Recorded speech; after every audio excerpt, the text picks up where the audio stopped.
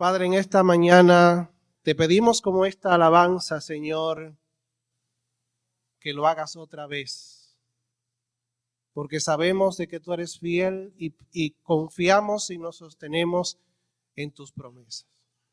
Hazlo de nuevo, Señor, edificándonos con tu palabra a través de tu Santo Espíritu, hablando a través de tu siervo tu palabra, para que en esta mañana tu iglesia reciba bendición, edificación, y también los amigos puedan poner su confianza plenamente en Jesucristo. Por Él te lo pedimos y te damos las gracias. Amén. El muy conocido predicador inglés del siglo XIX, llamado Carlos Haddon Spurgeon, que fue considerado, que ha sido considerado el príncipe de los predicadores, una vez escribió las siguientes palabras. Él decía: cuando estés delante de los hombres, pide poco y espera menos. Pero cuando estés delante de Dios, pide mucho y espera más. Y cree que Él puede hacer por ti mucho más abundantemente de lo que pides o piensas. No me cabe la menor duda, hermanos, amigos, de que el gran predicador inglés Charles Spurgeon se inspiró en las palabras del texto del cual expondremos en esta mañana. Yo quiero que vayamos a Efesios, el capítulo 3, versículos 20 y 21. Carta a los Efesios, capítulo 3, versículos 20 y 21.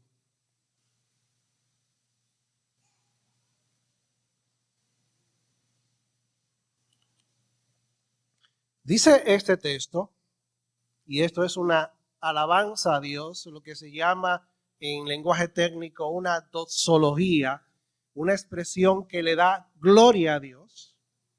Dice el versículo 20, y si quieren me pueden acompañar a leerlo en voz alta.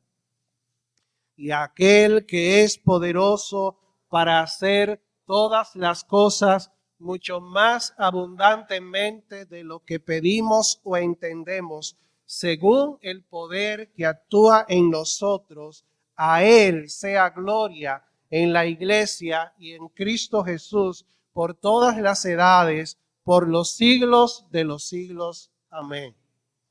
Lo maravilloso de este pasaje es que se da en el contexto de alabanza y adoración a nuestro maravilloso Dios. Este texto se encuentra en la frontera de la primera parte de la carta a los Efesios, es decir, los capítulos 1 al 3, donde el sentido es: bendice al Dios que nos ha bendecido en Cristo. Y en la frontera de la segunda parte, que comienza a partir del capítulo 4 y termina en el capítulo número 6, cuyo tema podría ser expresado de la siguiente manera: vivamos a la luz de aquel que nos bendijo en Cristo. En la primera parte de Efesios, capítulos 1 al capítulo 1 al capítulo 3, brilla la gracia de Dios. En la segunda parte de Efesios, los capítulos 4 al 6, resalta nuestra respuesta agradecida a la gracia divina. ¿Cómo debemos responder a la gracia de Dios? Y esa respuesta es la ética cristiana, la conducta que agrada a Dios y que se corresponde con una vida conforme al Evangelio. En el centro de estas dos partes se encuentra esta doxología que nosotros leímos, esta alabanza a Dios, esta acción de gracias. Mis hermanos y amigos, ¿qué mensaje tan tremendo contiene esta expresión de alabanza? ¿Qué mensaje tan importante para el creyente y para la iglesia? Lo que el texto nos está diciendo de manera profunda es que no puede haber un cristiano si no alaba a Dios. Y no puede existir una iglesia verdadera donde no hay alabanza y adoración a Dios. Ser cristianos y no alabar, y ser una iglesia y no alabar, es como el sol sin luz y la vida sin oxígeno. Permítame expresar la verdad central de nuestro texto de la siguiente manera, tomando en cuenta de que el pasaje se encuentra en la frontera que divide la primera parte de la carta a los Efesios y la segunda parte de la carta a los Efesios. Yo he expresado la verdad central de este mensaje en esta mañana de la siguiente manera, que la alabanza es la bisagra entre la gracia divina y la ética cristiana. La alabanza es la bisagra entre la gracia de Dios mostrada en Cristo y aplicada con poder por el Espíritu Santo y la ética cristiana. Y hay una pregunta entonces que nosotros vamos a responder de acuerdo a esta afirmación de que la alabanza es la bisagra entre la gracia de Dios y la ética cristiana. La pregunta, tomando en cuenta esta expresión de adoración que Pablo tributa a Dios en este texto, es la siguiente. ¿Qué hacemos cuando alabamos a Dios? ¿Qué usted hace o qué usted debe hacer y qué yo debo hacer y qué debe hacer la iglesia cuando alabamos a Dios? Y hay dos respuestas de acuerdo a este pasaje.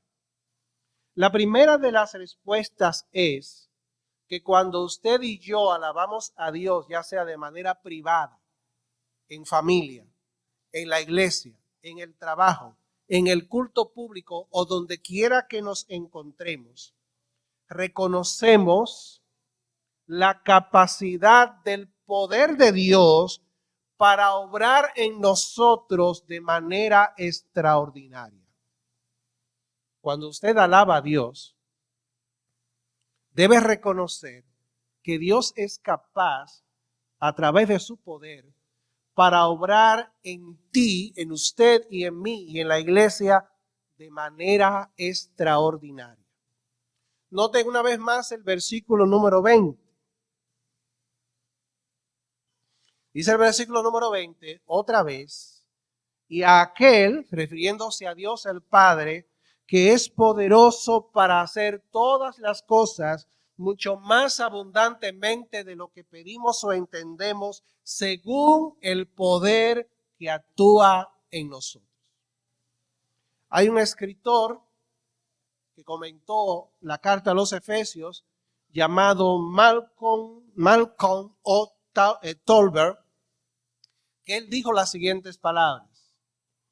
El hecho de que nuestras oraciones están limitadas por nuestra debilidad humana, tanto en sus concepciones, es decir, en la manera en cómo nosotros pensamos, como en su articulación, es decir, la manera en cómo nosotros nos expresamos, a pesar de que esas oraciones tienen ciertas limitaciones a causa de nuestra debilidad personal, sin embargo, mis amados hermanos, eso no limita a Dios. Él no está gobernado, dice Malcolm Tolbert, él no está gobernado por los límites que nos imponen nuestra ignorancia y nuestro pecado. Así que Dios es poderoso, Dios tiene la capacidad por su poder para obrar de manera extraordinaria y en primer lugar para obrar mucho más abundantemente de lo que pedimos. Noten ese adverbio que aparece en el versículo número 20. Dice, aquel que es poderoso para hacer todas las cosas mucho más abundantemente. El apóstol Pablo, sobre todo en la carta a los Efesios, es muy dado a utilizar palabras en superlativo. ¿Y qué es el superlativo? El superlativo es el grado más alto de comparación que pueda haber. Así que cuando usted quiere enfatizar, por ejemplo, que algo es sumamente grande, en vez de decir que algo es muy grande o sumamente grande, entonces elevamos el adjetivo a su categoría suprema y decimos grandísimo. Si algo es muy alto, decimos altísimo. Y si algo es muy excelente, decimos excelentísimo, y así sucesivamente.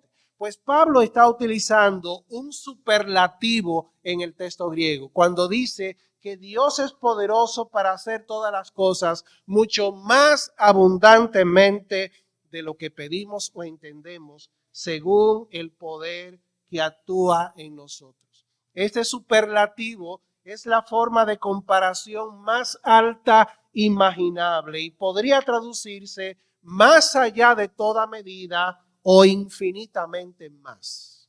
Así que lo que el apóstol Pablo está diciendo es que Dios es capaz de hacer más allá de toda medida o infinitamente más de lo que nosotros pedimos o entendemos. De lo que nosotros pedimos. Miren, por ejemplo, lo que dice Romanos 8:26. El apóstol Pablo está hablando acerca de la gloria venidera y ha dicho, pues tengo por cierto que las aflicciones de la hora, del tiempo presente, no son comparables con la gloria venidera que en nosotros ha de manifestarse. Porque el anhelo ardiente de la creación es aguardar la manifestación de los hijos de Dios. Pero dice también, y de igual manera el Espíritu nos ayuda en nuestra debilidad.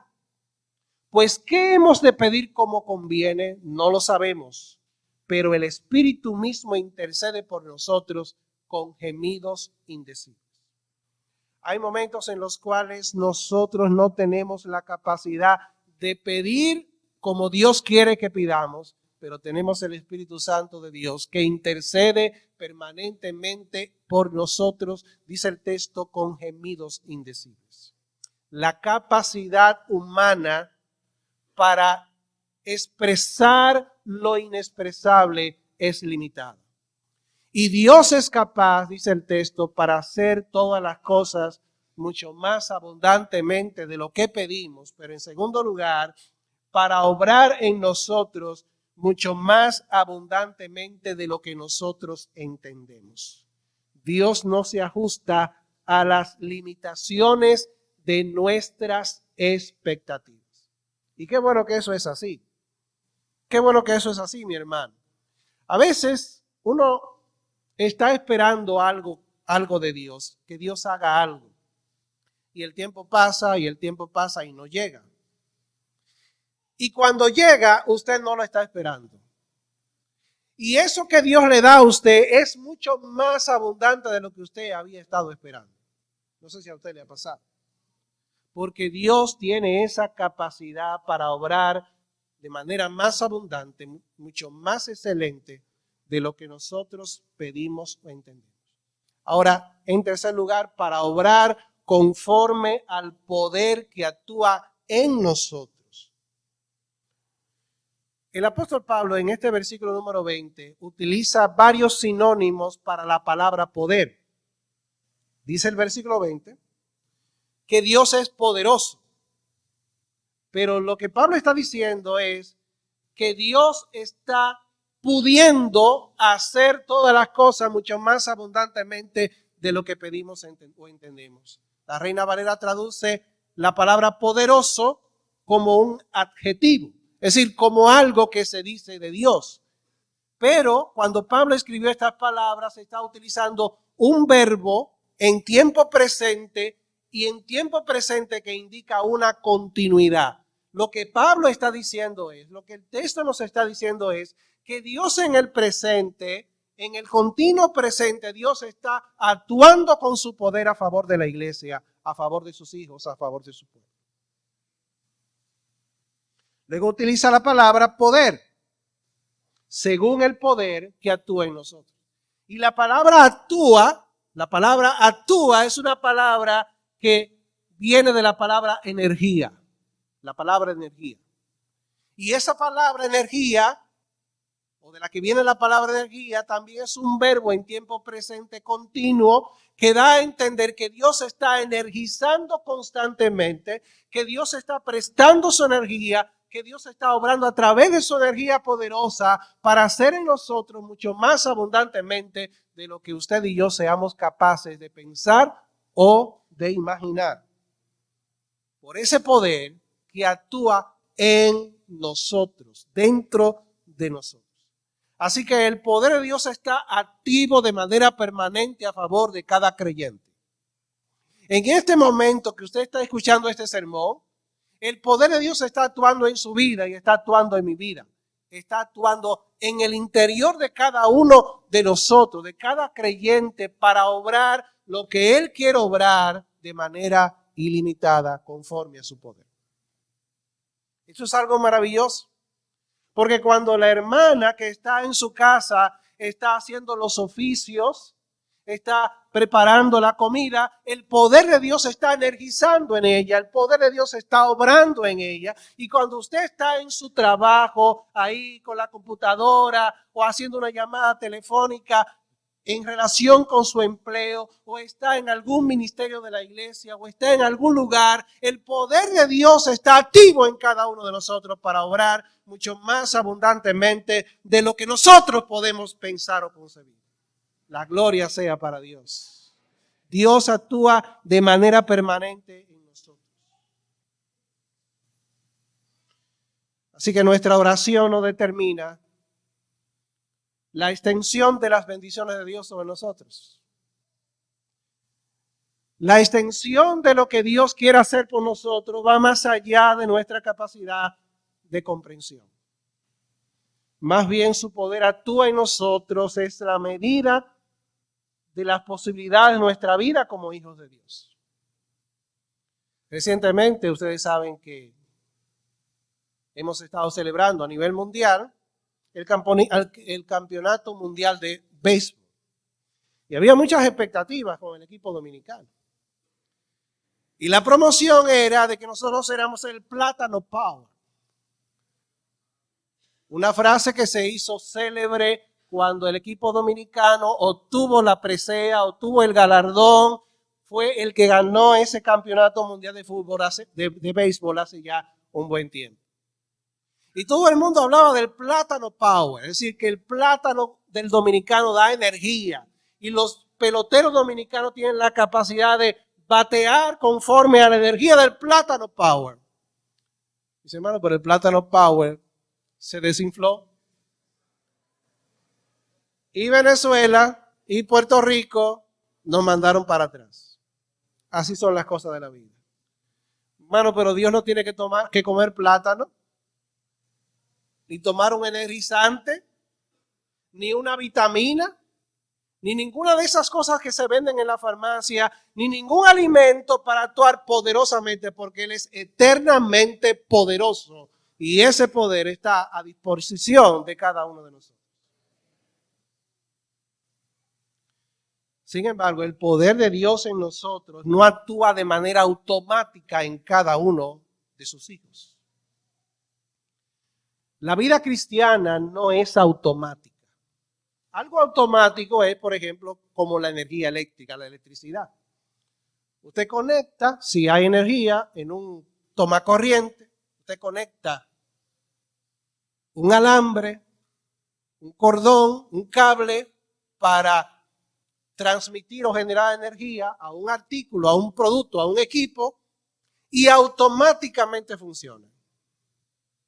Pero en la vida cristiana, el poder de Dios no actúa de manera automática. Dios puede hacer que el poder de Dios, que su poder actúe de manera automática, pero no siempre sucede de esa manera. Hay un escritor llamado, apellidado Snodgrass, que dice las siguientes palabras. La vida de Dios nos llega como un don, pero no es magia. La vida cristiana no es magia. El poder de Dios en ti y en mí no actúa de manera mágica. La vida es relacional, es decir, una relación entre nosotros y Dios y los unos con los otros. Y las relaciones requieren de tiempo y de inversión. Dios, mis amados hermanos, por así decirlo, se toma su tiempo en el proceso de nuestra santificación personal para que nosotros seamos hechos conformes a la imagen de su Hijo Jesucristo. Y esto lo vemos en la naturaleza que Dios creó. No es lo mismo cuando usted siembra una semilla de maíz o una semilla de habichuela, que ya al segundo día de haber sido sembrada, brota de la tierra. Pero cuando usted siembra una cepa de plátano, sepa que va a tener que durar un año, por lo menos, para esperar los racimos de plátano. Dios hizo a la naturaleza de esa manera. Hay árboles como el pino, la caoba, la ceiba, el cedro, que se toman su tiempo para poder crecer. Años y años para poder llegar a alcanzar un tamaño descomunal. Porque Dios hizo a esas cosas de esa manera, pero su poder está actuando a través de las cosas creadas para que llegue a ser el árbol que Dios ha determinado que sea, pero se toma su tiempo. Y hablando de tomarse tiempo, yo pensaba en días pasados cuando cruzaba en un bote a Cangrejo del otro lado, cómo nosotros los cangrejeros nos llenábamos de teorías acerca de lo fácil que era derribar el puente y construirlo de nuevo. Y usted escuchaba gente diciendo, no, pero eso se derriba fácilmente, eso ya en un mes se puede hacer. Hasta yo decía eso. Pero cuando yo vi la realidad con mis propios ojos, me doy cuenta de que las cosas no se hacen de la noche a la mañana. Y para deshacer el puente anterior duraron cerca de un mes. Con un soplete, cargando esos enormes hierros, con esos equipos poderosos y potentes. Y luego ahora tratando de acondicionar el terreno, la base de un lado a otro, y haciendo unos embarillajes enormes para colocarlos en la base y luego seguir construyendo encima. ¿Por qué, mis hermanos? Porque las cosas grandes de la vida se toman tiempo. Y de igual manera, Dios se toma su tiempo en la vida del cristiano. Dios, hermanos, está construyendo en cada uno de sus hijos el edificio más maravilloso, la superestructura más grandiosa y más grandilocuente que pueda haber, la imagen de Cristo en nuestro corazón. Y Dios se toma su tiempo en levantar, en sobreedificar, en colocar cada elemento y cada material espiritual en ese corazón para que de esa manera la gloria de Cristo resplandezca en cada uno de sus hijos por toda la eternidad. Dios se toma su tiempo. El poder de Dios, aunque pudiera actuar automáticamente en nosotros y hacer los grandes cambios y transformaciones en cada uno de nosotros, el poder de Dios se toma su tiempo. Yo no sé si eso le consuela a usted, pero para mí es algo consolador el saber esto y me anima a seguir adelante en medio de las luchas diarias contra mi propio pecado y mis propias debilidades. Dios es poderoso para hacer, dice el texto, todas las cosas mucho más abundantemente de lo que pedimos o entendemos según el poder que actúa en nosotros. Y todas las cosas aquí se refiere especialmente a aquellas cosas por las cuales Pablo oró a favor de sus hermanos en los versículos anteriores. Ustedes recuerdan que Pablo dice que él doblaba sus rodillas ante el Padre para que el Dios de nuestro Señor Jesucristo, de quien toma nombre toda familia en los cielos y en la tierra, les dé conforme a las riquezas de su gloria el ser fortalecidos con poder en el hombre interior por su Espíritu, que habita Cristo por la fe en nuestros corazones, de tal manera que arraigados y cimentados en amor, seamos capaces de comprender con todos los santos cuál sea la anchura, la profundidad, la longitud y la altura, y de conocer el amor de Cristo que excede a todo conocimiento, para que seamos llenados de toda la plenitud de Dios. Y ahora Pablo dice, y aquel que es poderoso para hacer todas las cosas mucho más abundantemente de lo que nosotros pedimos o entendemos, según el poder que actúa en nosotros, a Él sea la gloria por los siglos de los siglos. Esto me anima a seguir hacia adelante. Porque yo sé, mis amados hermanos, que Dios puede obrar más allá de lo que yo quiero, más allá de lo que yo pido, más allá de lo que yo puedo en mi vida. Soy débil. Yo fallo constantemente. Y eso también es una razón para dar gracias a Dios y consolarnos, porque Dios está haciendo lo mismo que hace en mí, en la vida de cada hermano en Cristo. Y aunque tú no veas quizás el avance, aunque tú veas que ese hermano quizás en algún momento determinado no está reflejando lo que Dios quiere que refleje, Dios, si esa persona es de Él, Dios seguirá obrando en su vida para llevarlo a la plenitud, para llevarlo a un pleno conocimiento en Cristo, para llevarlo a la madurez cristiana. A veces nosotros quisiéramos hacer lo mismo que hacían los discípulos o hicieron los discípulos cuando el Señor Jesucristo, en medio de la tempestad del mar y las olas encrespadas, estaba durmiendo, profundamente dormido. Y los discípulos despertaron al Señor diciéndole, Señor, ¿no te importa que perecemos? Y cuando el Señor se levanta, dice, calla, enmudece. A veces nosotros quisiéramos decirle al Señor, ¿qué es lo que te pasa? Despierta porque mira lo que pasa con el hermano, o mira lo que pasa con el hermano, o mira lo que pasa conmigo. Pero Dios es poderoso para hacer todas las cosas mucho más abundantemente de lo que pedimos o entendemos. Y Dios es poderoso para hacerlo en la iglesia local. Y a veces Dios actúa de manera imperceptible, es decir, que no nos damos cuenta. Y eso nos debe animar y nos debe traer consuelo, pero no nos debe tampoco hacer tirar la toalla, sino que debemos seguir orando, clamando a Dios y haciendo lo que Dios quiere que nosotros hagamos para nuestra vida, para la vida de nuestra familia y también para la bendición de la iglesia de Cristo en este lugar. Debemos entender esta promesa y afirmación a la luz de nuestra santificación progresiva.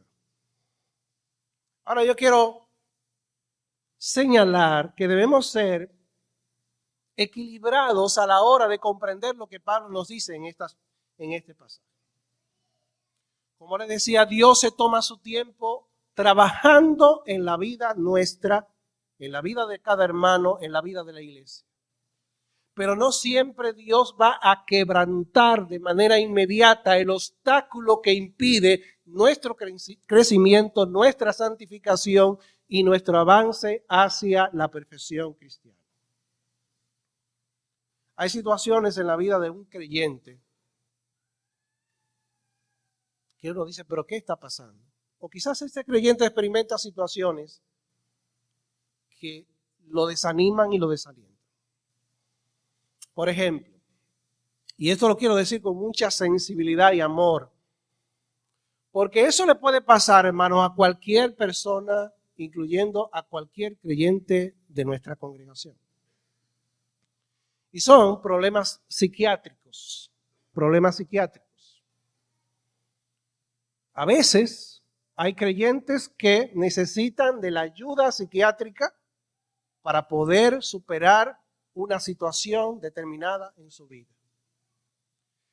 Pero el dominicano está acostumbrado a pensar que eso significa que esa persona está fuera de sus cabales, lo cual no necesariamente es así. La persona necesita ayuda psiquiátrica de un médico especialista que pueda tratar de manera apropiada ese problema que aqueja al hermano o que lo podría aquejar a usted en un momento determinado o me podría aquejar a mí en un momento determinado.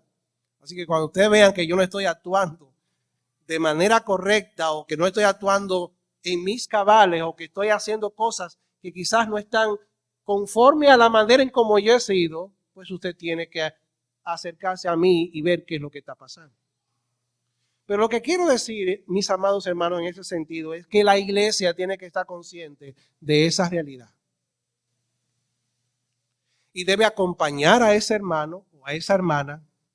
Y la iglesia tiene que ser una comunidad de amor, una comunidad que ayude a esa persona en la voluntad de Dios a superar su crisis psiquiátrica. Hay creyentes que involuntariamente se han quitado la vida. ¿Vamos nosotros a juzgar a esa persona porque cometió tal acción sabiendo de que él no está actuando por su propia conciencia? La iglesia debe colaborar. La iglesia debe ser una comunidad de amor en la cual estas personas reciban apoyo, reciban comprensión y reciban también la mano amiga de cada uno de nosotros, las oraciones del pueblo de Dios para que puedan superar estas cosas. Hay hermanos que necesitan tomarse medicamentos porque un psiquiatra se los ha indicado. Pero hay creyentes mal informados que le dicen, no siga tomando eso porque eso es falta de fe. No, mi hermano, así no. Tú le estás haciendo un daño a un creyente que un médico especializado le ha indicado ciertos medicamentos para ayudarlo a que su cerebro pueda funcionar de manera apropiada. Porque esa persona, ese hermano querido, esa hermana querida, no lo hace o no padece o no está pasando una situación así porque quiere. ¿Entienden la idea? Debemos ser cautelosos y debemos ayudar a nuestros hermanos. Pero también otra situación son las debilidades de carácter que perduran en nuestra vida por mucho tiempo a pesar de ser conscientes de ellas y luchar contra esas debilidades. Es verdad que Dios puede quebrantar la debilidad cuando Él quiere y como quiera y en el momento en que Él quiera, pero en la mayoría de los casos Dios no actúa de esa manera. Pero debemos estar confiados, hermanos, de que Dios es poderoso para hacer todas las cosas mucho más abundantemente de lo que nosotros pedimos o entendemos, según el poder que actúa en cada uno de nosotros. En segundo y último lugar, ¿qué hacemos cuando alabamos a Dios? Versículo 21 nos enseña que cuando alabamos a Dios, tributamos a Él la gloria de la que Él es merecedor. Miren lo que dice el versículo número 21. A Él sea la gloria, o sea, gloria en la iglesia y en Cristo Jesús por todas las edades, por los siglos de los siglos. Amén. Hay dos detalles importantes en este versículo. Acerca de ese tributo, de ese reconocimiento a Dios, de darle la gloria de la que Él es merecedor. Lo primero que el texto nos indica tiene que ver con la esfera, el ámbito en la que se le rinde a Dios toda gloria y todo tributo. La esfera, el ámbito. Dice el texto, a Él sea gloria. ¿Dónde? En la iglesia. Y en segundo lugar, y en Cristo Jesús. Aunque la Reina Valera no tenga el I, la mayoría de las versiones dicen, a Él sea gloria en la iglesia y sea gloria también en Cristo Jesús. Así que hay dos esferas principales donde Dios debe ser glorificado y donde Dios refleja su gloria, es decir, la perfección de su carácter. En primer lugar, en la iglesia y muy ligado a ello, en Cristo Jesús. En cuanto a en la iglesia, La presencia de seres humanos ante Dios, hecha posible por Cristo, será causa de eterna alabanza a nuestro Dios. Así que la iglesia es una razón y un medio a través del cual Dios recibe gloria. Y la iglesia glorifica a Dios cuando manifiesta su carácter como pueblo redimido en el mundo. Cuando usted y yo vivimos de acuerdo a la voluntad de Dios, Dios es glorificado. Cuando la iglesia muestra que el poder de Dios ha vencido el poder del pecado, glorifica a Dios. Cuando el pueblo de Dios muestra que el Espíritu de Dios nos ha unido en una familia de amor, que pasa por alto las categorías del mundo, entonces la iglesia glorifica a Dios. Cuando una iglesia está unida, díganlo conmigo, la iglesia glorifica a Dios. Cuando una iglesia sirve a Dios, la iglesia glorifica a Dios.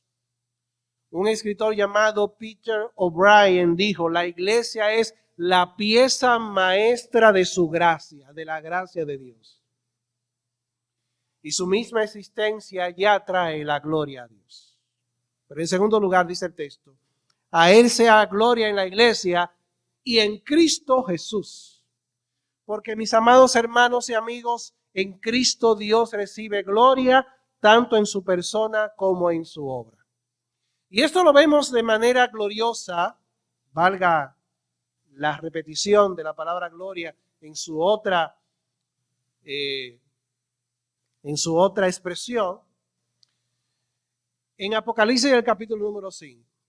En Apocalipsis número 5 tenemos a Dios sentado en su trono y tenemos a un cordero que toma el libro de la mano derecha del que está sentado en el trono, porque no había sido hallado ninguno digno, ni en el cielo ni en la tierra, que tuviese la dignidad de poder desatar el libro, tomar el libro y desatar sus 7 sellos. Y dice la palabra de Dios que cuando el Cordero tomó el libro, los seres vivientes se postraron delante del Cordero. Y todos tenían copas llenas de oro llenas de incienso, que son las oraciones de los santos. Y dice el texto que no cesaban de decir, santo, santo, santo es el Señor Dios Todopoderoso, el que es y el que era y el que ha de venir. Digno es el Cordero de recibir la gloria, la honra, la alabanza y el poder, porque tú fuiste inmolado y con tu sangre nos has redimido para Dios en toda lengua, pueblo y nación, y has hecho para nuestro Dios reyes y sacerdotes y reinaremos sobre la tierra. Allí Dios es exaltado y Dios es adorado por causa de que el Cordero ha vencido y también porque el Cordero ha comprado gente de toda familia, de toda lengua, de toda tribu, de todo pueblo y de toda nación. Y porque Dios ha hecho para él reyes y sacerdotes a un pueblo que se llama la iglesia, que reinará con él sobre la tierra. Otro elemento destacable en Efesios capítulo 3, versículo 21, es la duración del tributo. La duración del tributo. Dice el versículo, a Él sea gloria en la iglesia y en Cristo Jesús. ¿Por cuánto? Por todas las edades, por los siglos de los siglos. Amén. Así que Dios será glorificado eternamente por su iglesia y en su iglesia. Y Dios será glorificado eternamente por causa de su Hijo Jesucristo.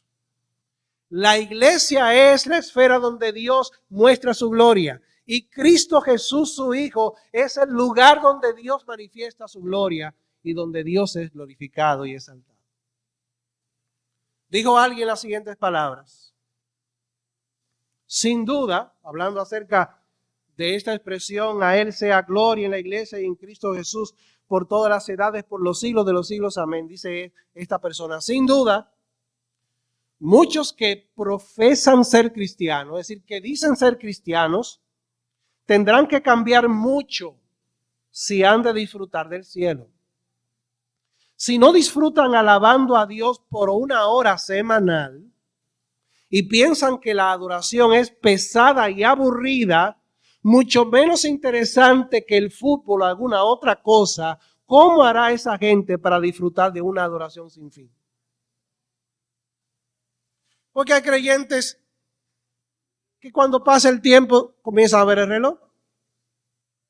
Y no bien la agrupación está cantando cuando ya comienzan a salir. ¿A qué tú has venido aquí? Como dice el coro, vine a alabar a Dios, ¿verdad? Pues demuéstralo quedándote hasta el final.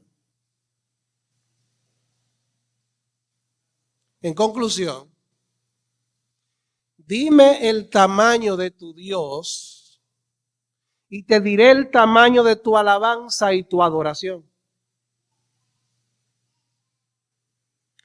Dime el tamaño de tu Dios y te diré el tamaño de tu alabanza y tu adoración. Un autor llamado J.B. Phillips escribió un libro con el título Tu Dios es demasiado pequeño.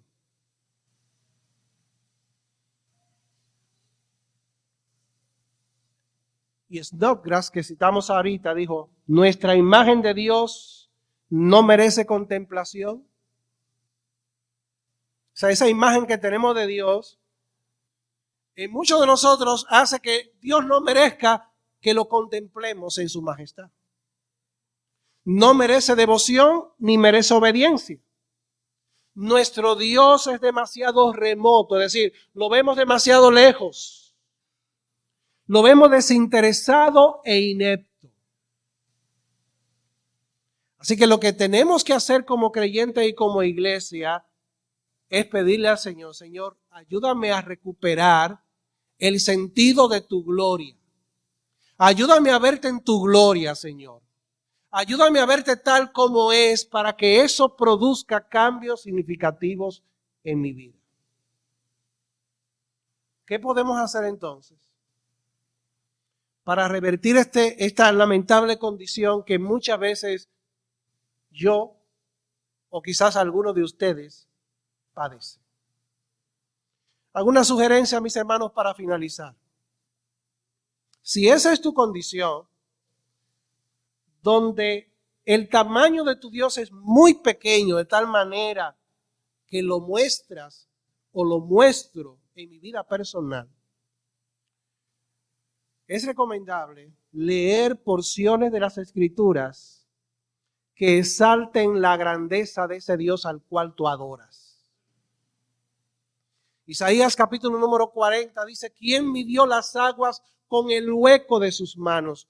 Con 3 dedos juntó todo el polvo de la tierra. ¿Quién pesó con pesas los collados? ¿Quién enseñó al Espíritu de Jehová? ¿Y quién le dio discernimiento? ¿A quién le pidió consejo para que él fuera sugerido o aconsejado?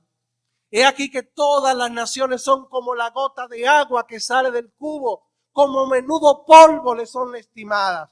Y dice más adelante el profeta, ¿a quién compararé a Dios o con qué imagen le compararé? El artífice toma un metal y hace una imagen de fundición. Pero dice, no has sabido. ¿No has oído que el Dios eterno es Jehová, el cual creó los confines de la tierra? No desfallece, ni se fatiga con cansancio, y su entendimiento no hay quien lo alcance. Él da esfuerzo al cansado, multiplica las fuerzas al que no tiene ninguna. Los jóvenes flaquean y caen, los jóvenes flaquean y se cansan, pero los que esperan a Jehová tendrán nuevas fuerzas. Levantarán las alas como las águilas, correrán y no se cansarán, caminarán y no se fatigarán. Hermanos, ved aquí al Dios vuestro, adórale por los siglos de los siglos. Ese es tu Dios, ese es el Dios de la iglesia.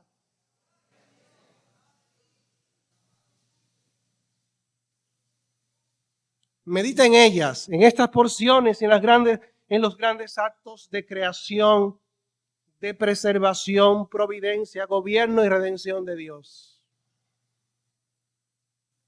Lee y canta himnos y alabanzas centrados en la gloria de Dios, en su carácter y en su ser. Santo, santo, santo, Señor omnipotente, siempre el labio mío loores te dará. Santo, santo, santo, te adoro, reverente. Dios en tres personas, bendita Trinidad. Y en último lugar, intégrate con todo tu ser en las alabanzas del culto público. Hermanos, alabar a Dios y adorarlo implica que todo nuestro ser está involucrado en esa actividad que es la más sagrada de todas las actividades. Así que no es estar aquí en el cuerpo y la mente en otra cosa. Es participar con todo nuestro ser. Hay hermanos que son más expresivos que otros, eso yo lo sé. Hay algunos que son tranquilos y alaban a Dios en su tranquilidad, eso yo lo sé. Pero sea que seas tranquilo, seas un hermano que sea un torrente, adora a Dios. Pero intégrate en la alabanza, en el culto público en esta mañana. Y cada vez que la congregación se reúna como